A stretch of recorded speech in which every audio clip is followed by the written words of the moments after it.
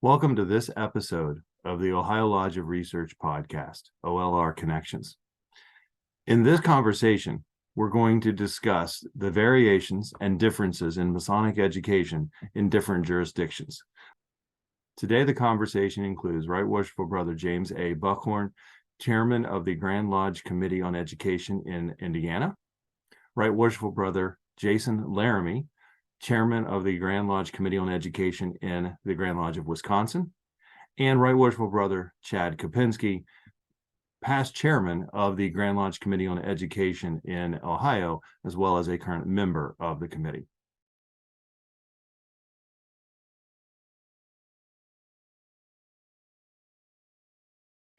My name is Chad Kopenski. Probably, if we have the past, present, and future, I probably best represent the past.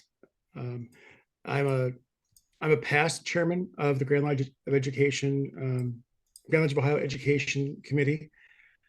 I still am on that committee, but they have me on what's called special projects. And what that means is that the work of the committee tends to reflect sometimes the Grand Master's ideas, but also kind of a 5-year, 7-year, 10-year path that we've established. Then all these things tend to come up, sort of like, hey, somebody should hold a conference, somebody should rewrite this, somebody needs to.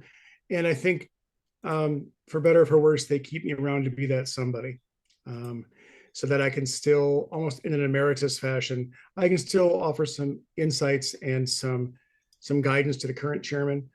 And when and how long were you chair of the committee? I got on the Roughly. committee in about 2014 or so, 2015 or so, and that was it was the only thing I've ever asked for in Masonry, believe it or not. I was sitting at a meeting of the membership committee, and most Worshipful Brother Kokenauer was talking about the education committee, and I kind of gruffly said, I want to be on that committee. I want to tell them a thing or two. And he goes, great, that sounds wonderful. I need somebody from your district. And there you go. I was on there for 3 years, and then for 1 year, I was Charlie Murphy's backup. I was the assistant chairman, second in command. And then Charlie went off to go Royal Schofield, and then I took over for 3 years. There's sort of an unwritten rule in Ohio that the chairman should serve about 3 years, and then we should cycle forward, because Schofield served for 26 years and that was enough. So we want to make sure it doesn't just, education in Ohio shouldn't reflect the review of one person. It needs to, it needs to change up. I'm Jason Laramee. I am the chairman of the Education Committee of Wisconsin right now. I got a little taste of the committee earlier on when I was one of the presenters for our Masonic Academy under our Grand Master Scott Pedley. We had a really nice one-day class that would travel around the state, and there was 4 presenters, 3 people that were much smarter than I am. Reverend, a lawyer, and a scholar, and then there was the regular schmutz that was along with them. But that's where I got my teeth into Masonic education, was being able to present on that. But it was a Socratic type teaching setup. So a few years after that, I got asked to be the chairman. I'm 2.5 years into this. It's wonderful little thing, but I'm not an educator. I'm more of a manager of all the educators and the creators of the stuff. There are great people on the committee that make me look like I do something. So that's where I'm at, is just chairman of that committee right now. But yeah, I'm James A. Buckhorn. I'm the chairman of Masonic Education for the Grand Lodge of Indiana, over some 40,000 Masons at the beginning of this Masonic year, which is May to May in Indiana. I've served on Masonic education in some form since 2019, I believe. I guess I'd be remiss if I didn't also mention educational programs that aren't technically part of that job, but that I also encompass in some way. We have the Illumination program in Indiana, which I'm also chairman of and have been for maybe 4 years now. And I suppose I'm the founder, if this all works out, of what will likely become the Indiana Masonic Academy or some other such named project to host our educational platform. But I am also the senior warden of our research lodge, the Dwight L. Smith Lodge of Research. I'm the first vice president of the Midwest Conference on Masonic Education. I think that'll be valuable context later when we get into our conversation, because part of the job of the Midwest Conference is that we provide a jurisdictional report on kind of what's going on in predominantly our member jurisdictions, but also other jurisdictions. Chad last year was the president, and it is a kind of progressive line through the host states. I'm the first vice president. Our event's in a couple months in Minnesota, and then Indiana will host. So from your 3 Grand Lodges, what at the Grand Lodge level has been the process for ranking or determining what is the most important educational program? And you can answer that over whether it's immediately or whether it's over time or so forth. And for those of you that are wondering, my idea is to also ask that question afterwards at the lodge level, but at the Grand Lodge level first.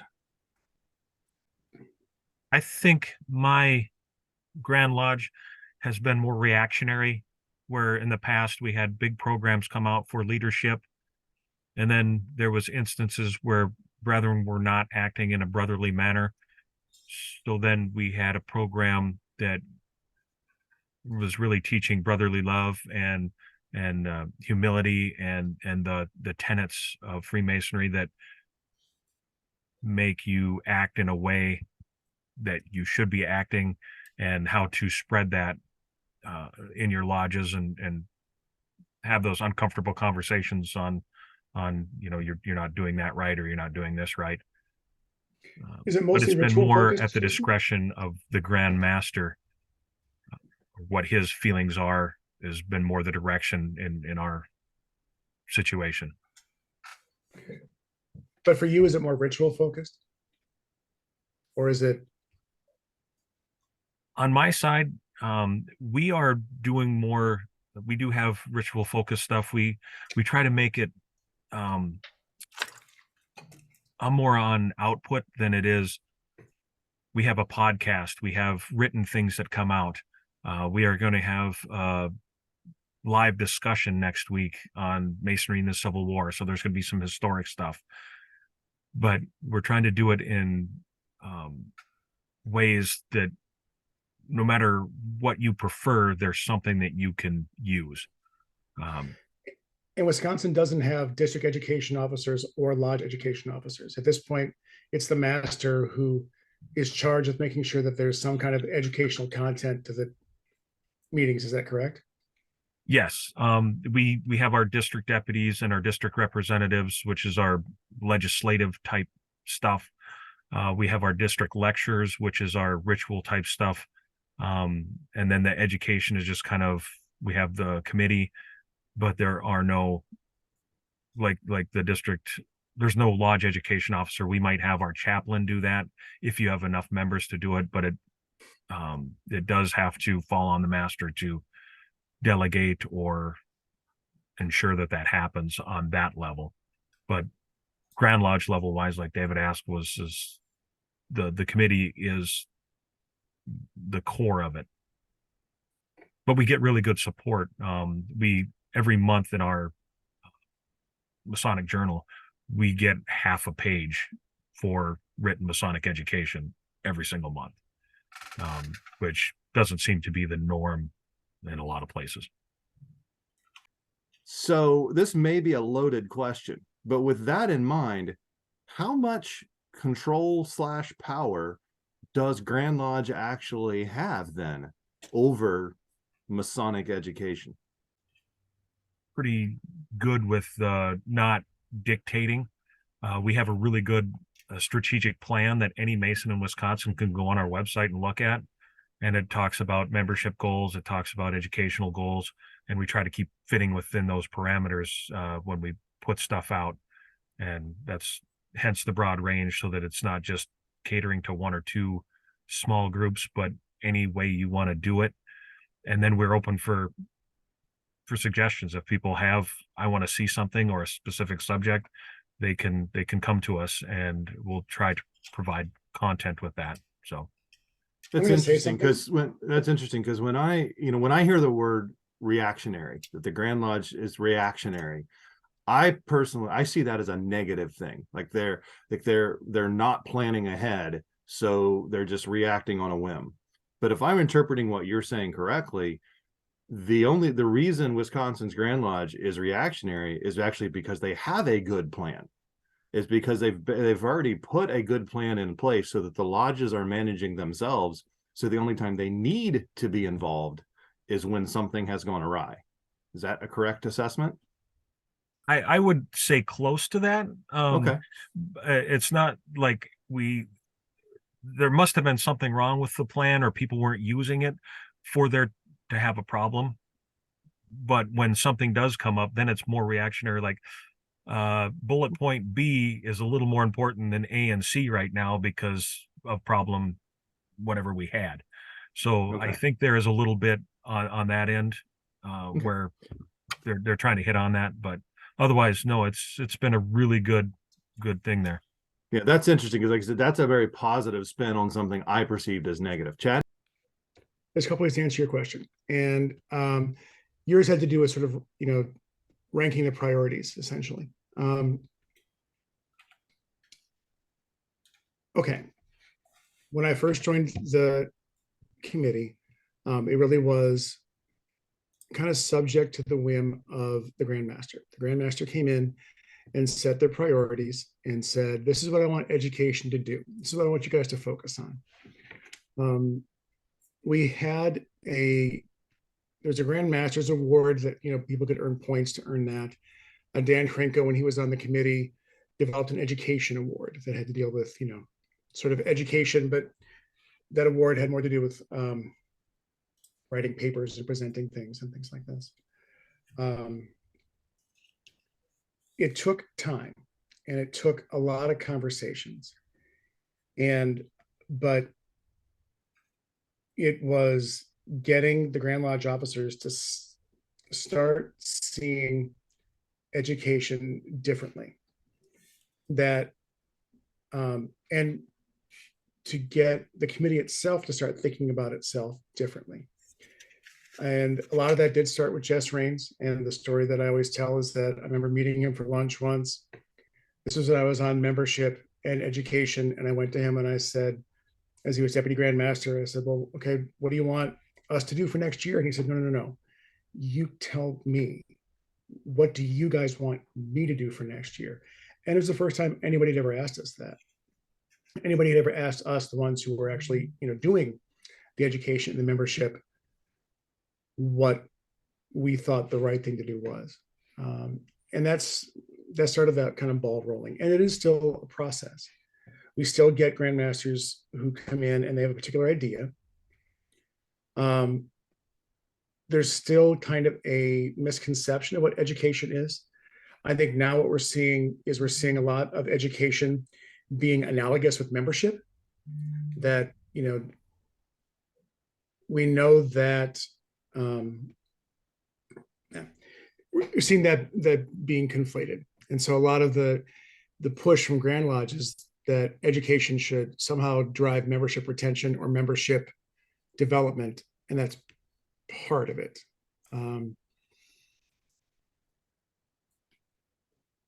mean, there's more I can go into, but basically what the committee is trying to do at this point is trying to move the needle in Ohio, to get them to think about education differently, think about the roles of the DEOs and LEOs differently, and to give them a particular mission on understanding the values and uniqueness of a lodge and developing a lodge culture and lodge education and lodge experience that reflects those values and that characteristics. But it's tough because Grand Lodge is not something that moves. As ed chair, you are lucky to move it an inch a year, and you pray that inch, 10 years from now is a mile. But I would say in my time on the Ed Committee, I have moved it maybe 6 inches. And I just, every year I keep watching it, saying, okay, a little more, a little more, a little more. But yeah, changing the priorities and changing the view of what education is and can be.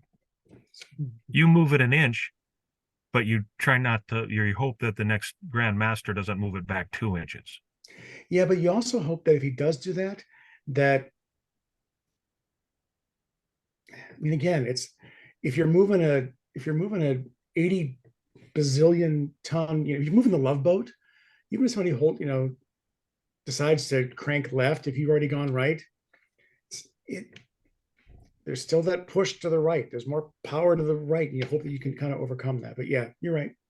Yeah, no. So, that kind of speaks to having a good plan, the strategic type plan that includes education, and stuff like that too. well, and I'm going to again say nice things about you, Jason, but I don't really like to.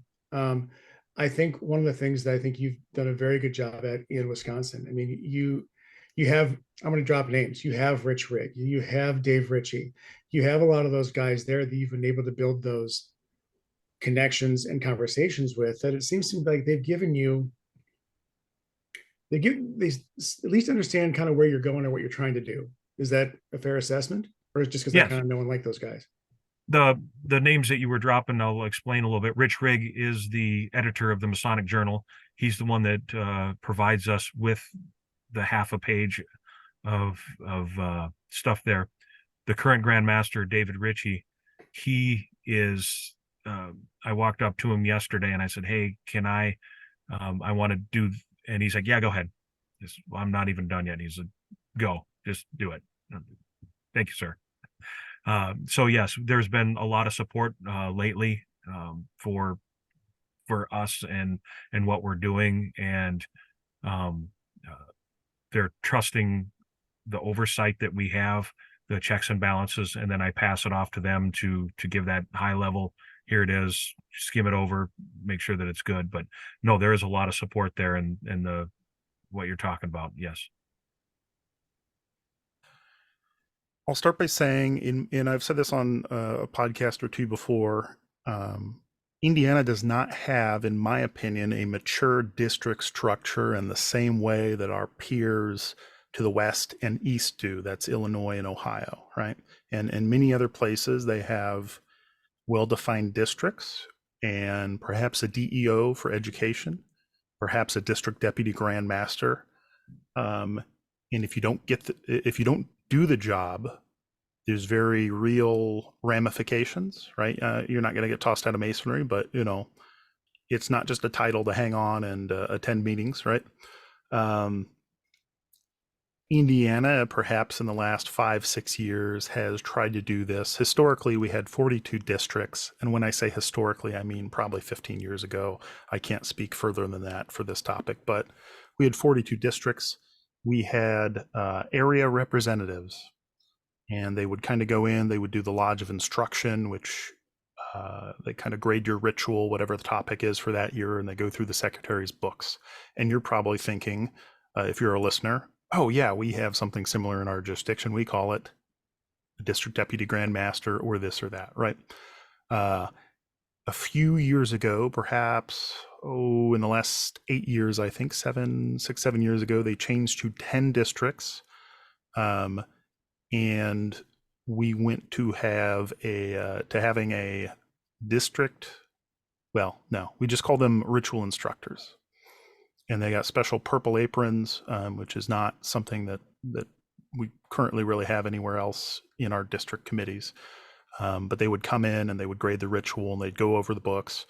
And the Lodge of Instruction would happen every year, and perhaps they'd do it with just your lodge, and perhaps it would be 2 lodges there, and Lodge 1 would open on the EA and Lodge 2 would close on the EA, and they would both do a specific section of that degree and be graded on it. And did the grades matter? I don't know. I don't think people are getting in trouble necessarily, but there might have been a feeling in some areas that these guys were really cranking on people and making them feel bad about how bad or good they were doing, right? Currently, we've gone away from having ritual instructors, and for the last maybe 3-4 years, we've had kind of a district program where it started out with one district education officer, one membership liaison, and one ritual instructor for each of the 10 districts. Then they've expanded each of those to have 1 or 2 or 3. But in May, and I guess perhaps a few months before that, it was announced, but in May, when the Grand Master, who's currently in place, became Grand Master, stepped into office, he implemented a lodge liaison program. So there are lodges today that will be gone in 5 years. And it's a shame because there's nothing we're doing about it because we don't know. So by having lodge liaisons and shifting their roles, this is kind of supposed to act as an early warning network where we're becoming a little bit more Ohio, like where, hey, you guys actually have to go out and visit the lodges you're assigned to. You actually have to contact them. You have to get to know them, right? You got to build relationships with them. I kind of think of myself as the director of programming for Grand Lodge right now, at least for this Grand Master's year. And without going on too much of a tangent, I mentioned it earlier, I've been tasked to design a more substantial education program in Indiana along the lines of what Royal Schofield Society is in Ohio. No, but the thing that interests me about what you said, both of you, James and Jason, is that, if education isn't necessarily a focus of the state, or, it is, but it isn't. A lot of what our education committee did for years was just create resources or promote resources, our Ohio Masonic Academy, or our, what was that website that Clevenger did? Masons Lead Better, but there was also, I don't remember it right now, but so where are the masters in your lodges, or where are the guys who are charged with education? Where are they supposed to get their stuff from? In my mind, I truly believe this, programming is there to make up for the gaps that exist that perhaps shouldn't at the lodge level, right? So when a Grand Lodge puts out a program, in my mind, it's the putty that fills in the gap. It's the extra cement that fills in the gaps in the brick at the lodge level. It seemed like some of the comments that were made, and Jason said it very specifically, is that the education programs to some degree have been very, very reactionary, just responding to whatever the problem seems to be. So I'm sure you all remember those wonderful days when you were in school taking classes and so forth. I'm still doing that at some level on a daily basis. The first thing you usually are handed when you walk into a classroom is your syllabus, which describes exactly what you're going to learn, what the approach is going to be for the next 16 weeks in that class. And I know when I write a syllabus, I kind of try to stress the point that, we're walking in assuming you know nothing, and we're going to build you to this point where you know a lot. That's the goal anyway. So, there were a couple of other comments that were made there that, we talked about substantial educational programs like the Royal Schofield Society. To me, that's kind of an end game, right? That's for the people that have already filled those gaps. And then the other idea is that, James, your comment that, programming makes up for those gaps. So if the three of you were sitting down to write the syllabus for Masonry, for an incoming Mason, that, I'm not saying it's going to be 16 weeks from now, but, a year from now, 2 years from now, 3 years from now, how would you design a program, if you will, to ensure that new Mason has become a well-informed Mason? And again, that can either be at the Grand Lodge level or the lodge level. I thought about this a lot. 2 words: expectation management. They're everything, right? The lodge I'm a past master of, many people would call it an observant lodge, right? And we're not too stuck on the title. It's about the work, right? What we would expect of our candidate is probably different than what any lodge would expect of their candidate, right? I like to see a guy struggle, and not in a way that I mean we bully a guy or haze a guy.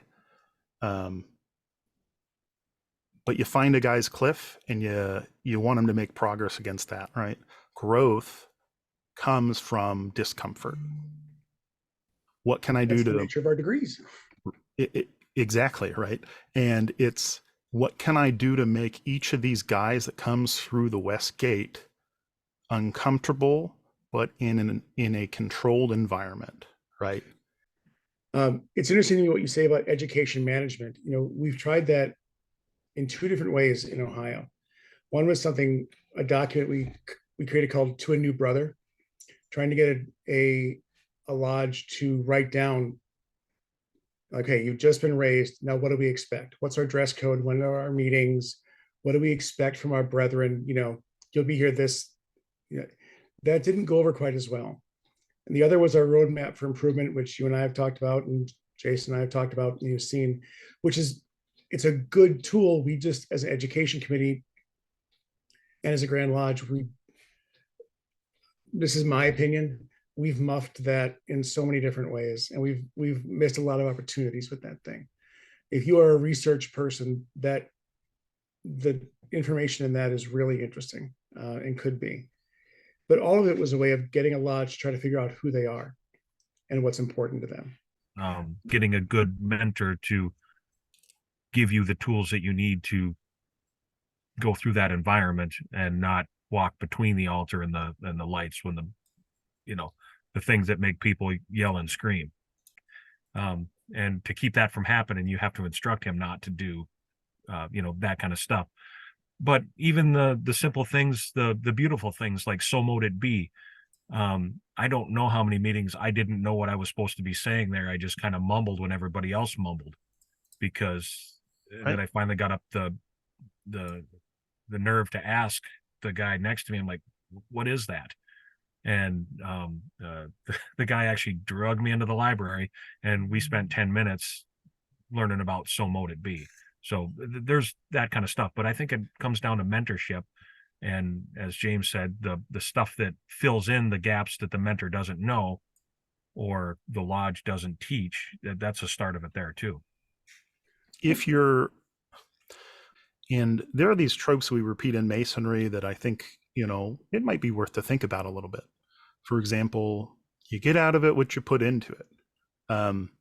That's been true for me. But I think for the average person, we should really be saying, you get out of Masonry what is put into you, right? And with all this stuff, mentorship, the onboarding, educational programs at your lodge or Grand Lodge level, it's all about investment, right? I think about video games. You get to the end of a level, you get to spend your points. Are you going to spend it evenly across your entire team? Or are you going to apply your experience points to the weakest guy to bring him up to the level of everyone else? So you're not dragging him along, right? I think about that all the time. I've thought about, right, the Masons that we don't mentor today will be officers tomorrow. To your point, isn't the whole point of Masonry that if you see a guy who keeps running into a wall, and shouldn't you go to him and say, "Dude, stop running into a wall"? Or, "Yeah, I did that for 20 years. Let me tell you how that's not going to work. Let me show you what will work." Like, are we supposed to give about each other? I mean, aren't we supposed to, I don't know, I'm a big on this whole meaningful connection thing. Like, but isn't that kind of the point of Masonry, Masonic education, is that when you do see a dude dating the wrong girl after the wrong girl after the wrong girl, isn't it kind of incumbent upon us as men and Masons to say, "Dude,